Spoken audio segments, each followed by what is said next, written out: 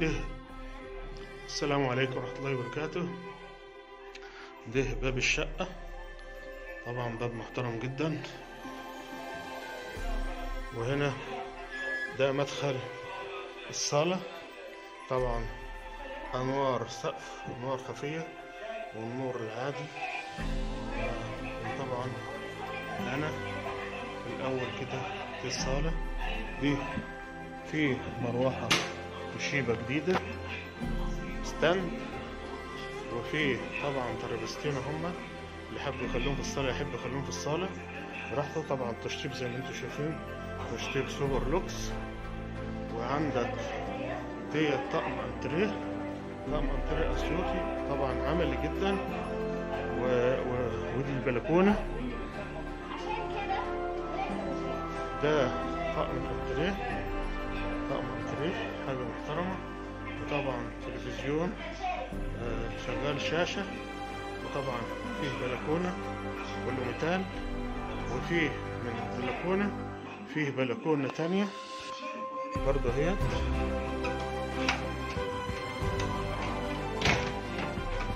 بلكونة تانية هي بمنشر، بلكونة تانية بمنشر زي الفل. واخد بالك؟ وادي هنا تحت خضرة زي ما انت شايف، الوضع ايه زي ما انت شايف. هي كده انا وريتك الصالة. بعد كده طبعا شوف الصالة معمول فيها ايه بقى هنا كمان، يعني حاجة منظر جميل. بعد كده في ترابيزتين الكرسي، وفي طبعا ده الريسبشن، في طقم سفرة. كل الفرش جديد، كل الفرش جديد طبعا، وانوار خفية. والشقة طبعا تشطيب سوبر لوكس. وده هنا ده الريسبشن اهوت، وادي طقم السفرة.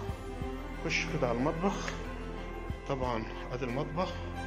البوتاجاز جديد جدا، لسه طالع من الكرتونة. والتلاجة جديدة، والغسالة جديدة.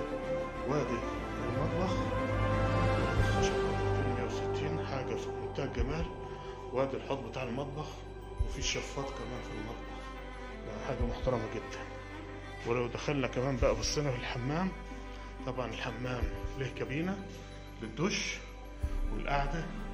وطبعا زي ما انت شايف الطريقة ديت، ادي الحمام ككل حاجة محترمة جدا.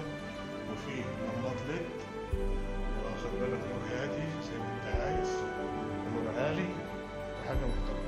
وادي أوضة فيها سريرين، وطبعا أوضة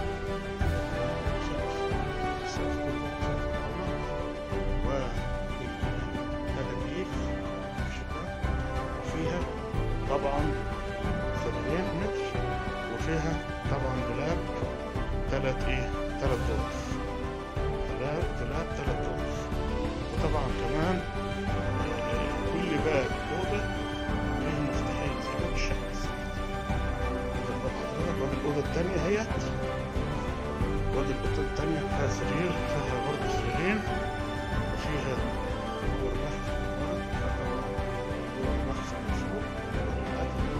وطبعا مروحة ستاند مفيهاش تكييف. وادي ترابيزة، حد ينقل ترابيزة من 4 سراير لهم 4 ترابيزات. كل ترابيزة كل سرير له ترابيزة بكرسي. طبعا انا حاطط ترابيزة هنا هي في الريسبشن، اللي عايز يدخلها جوه